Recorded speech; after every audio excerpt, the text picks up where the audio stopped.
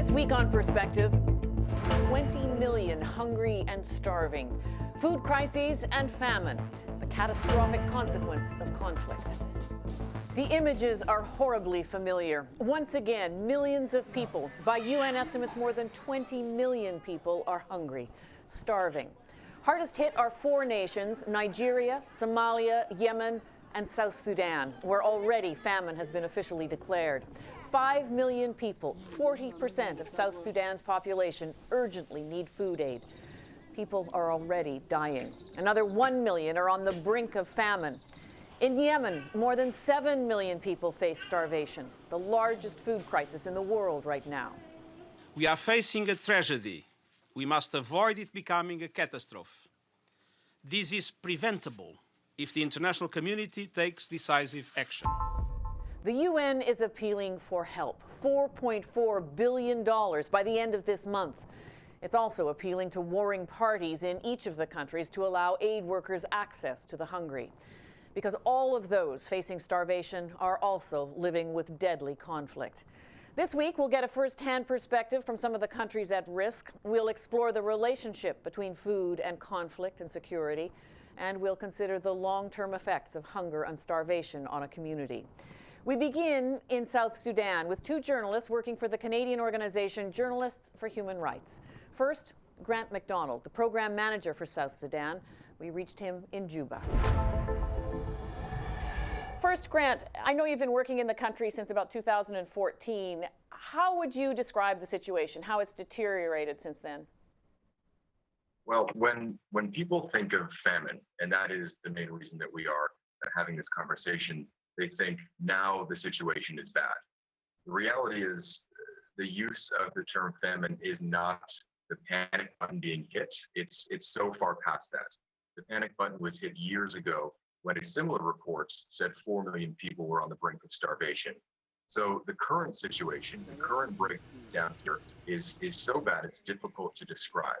100,000 people fall under that declaration of famine.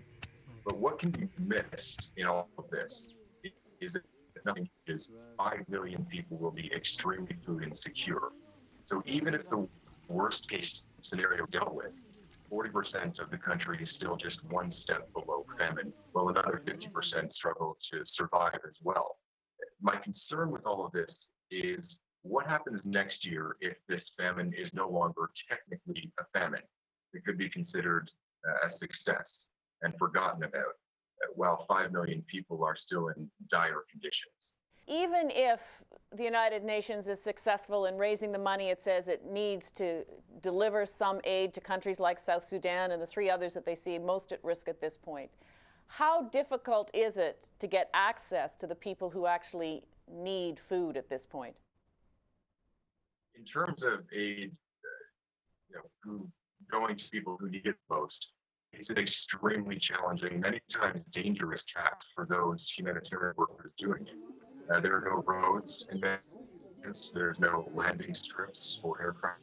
It has been a problem since the outbreak of civil war here in South Sudan in 2013, as the fighting factions are typically divided along ethnic lines.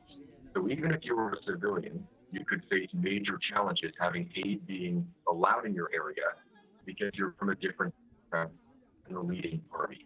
And I'm not sure of the likelihood of anything drastically changing in terms of free movement simply by aid agencies asking for free movement. But I can say nothing will change without a stronger voice from the international community. So, Alison, I really appreciate your work in bringing this issue to light. The people of South Sudan need the voice of Canadians like yourself and Canadian leaders to really put pressure on both governments and opposition leaders to allow that access. What is it like for journalists working in the country? In the introduction, you said I've been here since 2014, and honestly, every day of that has been an extreme privilege to work with South Sudanese journalists here.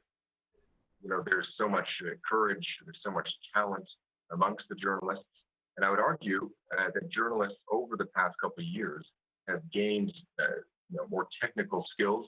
I would argue they're more talented journalists, but they're more restricted than they ever have been. So being a local journalist here means threats, intimidation, detainment, censorship, and as we've seen over the past few years, even death. Grant, thank you very much for taking this time with us. Thank you, Alison. Emmanuel Tombe is the in-country director in South Sudan for Journalists for Human Rights. Emmanuel, how would you describe the situation in your country now? Yes, basically the situation in South Sudan at the moment, it has become a little bit calm within the town, but outside the city, there are some reports, tension, and there are fear, panic, and people have moved out of their villages. Some are able to make their way to Uganda. Some are able to reach Congo. Some are able to reach Ethiopia, and even some are in Kenya and Sudan. So most of them are hosted as refugees at the moment outside the country. These are the citizens of the country. But within the country, those ones who are not able to get out of South Sudan have been hit with the hunger that is in the country currently. And even a few weeks ago, I think we had a report from one of the Catholic radio stations saying that 2 people died of hunger in eastern Equatorial State, which is an indication that is a little bit alarming if people can die just because they are not able to get their daily food on the table, at least the minimum that they can get so that they make them survive, then it is a serious thing that is happening. How difficult is it for journalists like you to actually cover this story? It takes a lot of courage, of course, being mentioned earlier, maybe. It takes a lot of courage for journalists here to work hard and make sure that they cover the story despite the fact that there are a lot of threats, there are a lot of intimidation. Sometimes some journalists may censor themselves from reporting. Emmanuel, have you been threatened? Several times. Several times. What do you worry about now for your country most? The continuous fighting is not all that favorable because almost every South Sudanese is tired of war, and including us, we are tired of war. We are tired of seeing people, women, children suffering in the street. And if you have access to see the street of Juba at the moment, number of street children, women in the street have increased because they are not able to stay in their own villages. They are not able to cultivate to get the little that they can do. And then they come to the city because they feel city is more safer for them. And then when they reach the city, they are not able to cater for themselves, and then they end up at the street. So meaning the prominent thing is that the peace in the country will prevail once that there is no fighting in any part of South Sudan, meaning people will have that kind of joy and hope again to regain their faith. Emmanuel, thank you very much for talking to us. Thank you so much. Thank you so much. For a broader perspective on the situation, I'm joined now by Kimberly Flowers. She's the director of the Global Food Security Project at the Center for Strategic and International Studies in Washington, D.C. Ms. Flowers, first of all, the food crisis that's described by the UN Secretary General in those 4 countries is largely driven by conflict. Somebody said it was man-made. How would you describe the relationship between conflict and famine? Well, I would agree. It's no coincidence, of course, that the 4 countries that are facing famine right now are all conflict-affected states. You know, they're really, famine only exists in countries, or famine does not exist in countries that are democratic and stable. You know, famine is always man-made. And there's a really strong link between just general food insecurity and conflict. You can see food insecurity both as a cause and a consequence, whether you're talking about food prices or weak governance or access or a variety of issues. The two always go hand in hand. Talk about the cause. How does Sure. So food insecurity can cause conflict, particularly in terms of food prices, and particularly in urban areas. So if you look back at the food price crisis that happened in 2007 and 2008, because of the price spikes, there were almost 50 different riots that happened all around the world, and even governments were toppled because of that. And really, that's what sparked the international interest and commitment at the L'Aquila meeting, the G8 meeting back in 2009. And so same thing, you know, if you look at South Sudan, for example, right now, in the last year alone, they've seen food prices upwards of 800%. And when you have that happening, that kind of instability and economic instability, when people are unhappy and they're unable to meet their basic needs, that is just going to exacerbate other economic inequalities. So at this point, even if the money is raised and the humanitarian crisis in these countries is dealt with in some ways, the conflict is not going to go away. So what has to happen?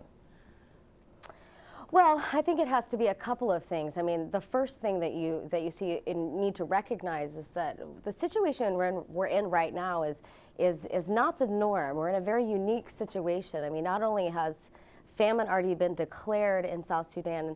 Last time we had famine declared anywhere was Somalia in 2011. But you're looking at 4 countries on the brink. And then you add to that the amount of displaced persons we have more than ever before, and a humanitarian budget stretched other than before, and just the interesting political shifts that we're seeing across the world. It creates some kind of a perfect storm and a big challenge. So even if we were able to raise, the UN needs $4.4 billion just to address the humanitarian concerns in those 4 countries alone, much less others like Syria and a variety of other places that are suffering some serious food insecurities. What it's really going to take is ending that conflict, and that means political will and diplomatic measures, and keeping countries accountable for themselves and international standards, and that takes a lot of effort as a global community to try to make that happen. All of this, of course, is happening at a time when, if you look at Western politics, for example, countries tend to be looking, or some countries at least tend to be looking more inward. You talk about food security as being a national security concern, even for countries like the United States and Canada. How so? Well, it's the same thing going back to those food price riots. So the reason that addressing global food insecurity elsewhere in the world addresses our national security concerns is going back to the stability that food security can create. So when you have a healthy population with a stable economy, you've got people eating nutritious food, that's going to create an environment that is stable.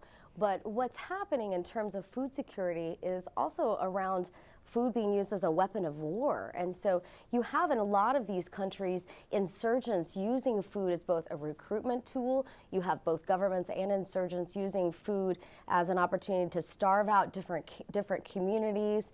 And the more that we can address those kinds of issues, the more that we're going to create stability. And that the national security linkages are just very clear. We want stable economies all around the world. We want economies to be growing and prosperous, and sometimes they're going to need our assistance and help to get there. I was going to say, how do you sell that idea when so often what motivates people and ultimately motivates government is those dreadful pictures of starving children? That, the politics and political stability somehow isn't as appealing as, or isn't as motivating, put it that way.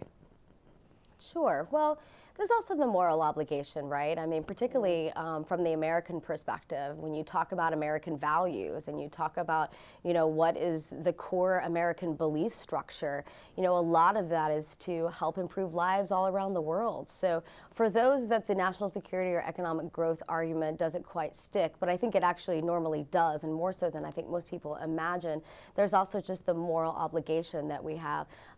Because really, when you look at food, it's a moral right of all people. It's something that's a human right that we all deserve to be fed. And on this planet right now, we have enough food to feed everybody. There is not a dearth of food out there to feed people. It's about access. It's about stability of prices. It's about governance, about conflict, all those things that we've already talked about. But I think the moral argument can stand just as much as the national security, economic, and others. Thank you very much for your expertise. Thank you. 19 African countries are facing crisis, emergency, or catastrophic levels of food insecurity. 10 of those countries are experiencing civil conflict. 8 of those 10 countries are autocracies. 82% of the 18.5 million Africans who are internally displaced or refugees are from those 8 countries. $4.4 billion in aid is needed by the end of March 2017 to avert widespread famine. Nigeria is one of the wealthiest countries in Africa. Yet in the northeast, the war with Boko Haram militants has displaced an estimated 2 million people. And now, nearly 500,000 children are suffering severe acute malnutrition. At a humanitarian conference recently in Oslo, Fatima Shehu, the director of the network of civil society organizations of Borno in northeastern Nigeria, urged donors to step up. I stand here representing not only the civil society organizations in Nigeria and the Chad region, but also the millions of affected population whose voices would otherwise not be heard. I have been in Nigeria, particularly Maiduguri, one of the most hit by the conflict. The conflict in Nigeria and Lake Chad is one of the most overlooked and neglected in the world.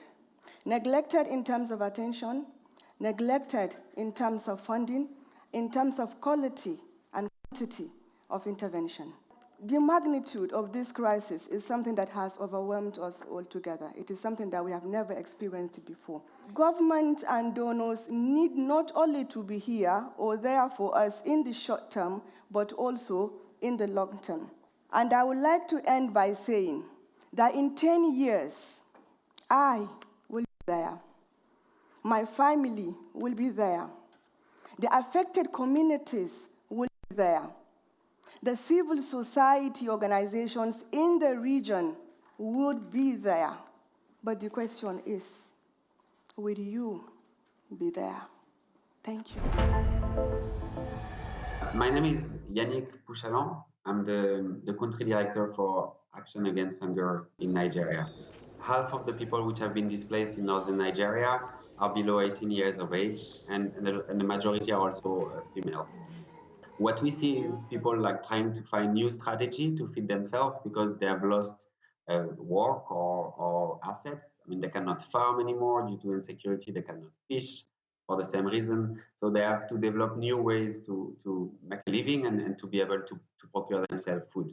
The most common will be like begging, and we have also like stories of much more negative one, like sexual abuse or exploitation, prostitution. Violence was indiscriminate, and it's still the case now. Means that villages were looted, people were killed. Boko Haram has burned our village down in June 2014. We left with only the clothes we were wearing. Majority of them were farmers or fishermen, and they don't have access to their land now. So they find themselves in a urban setting that they don't know well, and where they cannot exercise their skill because it's not the place to do, and also because most of the time they have lost their tools, they have lost the seeds they could have kept for the next season. The targets that we as a humanitarian community, together with the government of Nigeria, have declared for this year is to provide emergency food assistance to 4.1 million people in the northeast of Nigeria. So far, I think we have managed to reach 1.3 million. Food aid, of course, cannot resolve all of the health problems associated with malnutrition. Severe malnutrition can have serious long-term effects. Dr. Kate Sadler is a nutritionist and expert on severe acute malnutrition. She's also director of programs for Valid International, an organization whose mission is to improve global health and nutrition. We've reached her in Oxford. Dr. Sadler, we know that children and malnutrition in children is a key indicator even for declaring a famine. What happens to a child when they're that severely malnourished? Well, in reality, what this means is that their body is collapsing. Essential metabolic processes that keep the body alive all start to fail, really. The immune response, liver, heart, kidney function are all compromised. Ultimately, they lose appetite. And at that late stage, treatment is really hard, and risk of death is really high. Even in hospitals, in fact, mortality linked to treating children with severe acute malnutrition is high, has been high, between 20 and 30%. And this can and is being reduced, but it involves running interventions that get to children much earlier in the process of malnutrition. And this means that treatment then is easier and the risks are reduced. This, obviously, when someone has been that sick at a young age, must have long-term consequences. Even if you manage to get to the child and they don't die, what are the long-term consequences for that child? Yeah, well, it casts a long shadow. Its consequences for children, even after the acute episode is resolved, include far greater risks still for poor health and dying from common illness such as diarrhea, because malnutrition reduces children's ability to fight infection and disease. And that comes at long-term financial and opportunity or time costs for families. Episodes of acute malnutrition early in life will also stunt growth, both physically and of the brain. And stunted growth means lower work productivity for many in the longer term. And for young women, that results in higher reproductive risks. We know also that cognitive brain development also suffers, and this impacts educational performance, of course, and ultimately their ability to earn. So these impacts of malnutrition in early life really flow kind of throughout the life cycle, down generations, to affect families and communities. It reinforces the cycle of poverty and their vulnerability to food crisis in the future. Do you know, it's interesting as you talk, because often when we see instances like we're witnessing now in Africa and in Yemen as well, in the Arabian Peninsula, we think that once the food aid is delivered, that that Western nations have done their job. It's obviously not the case. This must have, and I know this is not your expertise particularly, but it must have enormous economic implications as well. Yeah, huge economic implications for families, communities, and countries. We know there is good research, in fact, that shows how the size of the impact of undernutrition in a country has on GDP, basically, of countries. Yeah. Famine is often described as something that is very slow moving, and you talked about early intervention being the issue here. What do you think needs to happen as we deal with these crises now? Well, there needs to be intervention earlier. Famine is always the extreme end of a long process, whereby families and communities have gradually, over very long periods of time, lost access to their means of securing food and healthcare. And usually this has been the result of an event or usually several events that have eroded people's assets and increased their vulnerability to poor health and malnutrition. So drought that causes several failed harvests, or protracted conflict that gradually reduces access to the land and infrastructure that people need to live. And this process might start with coping strategies that are relatively harmless, missing a meal here and there, or selling some goats, but ends with what we call in development jargon kind of crisis strategies, and distress migration is a good example. So really it's at those earlier stages that we really need intervention if we're going to halt the process towards famine. Dr. Sadler, thank you very much for your expertise on this. No problem. Nice to speak to you. A famine is declared when more than 1 in 5 households face extreme food shortage. More than 30% of the population is malnourished.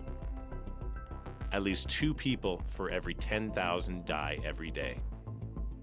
And the death rate for children under the age of 5 is at least 4 deaths for every 10,000 children per day.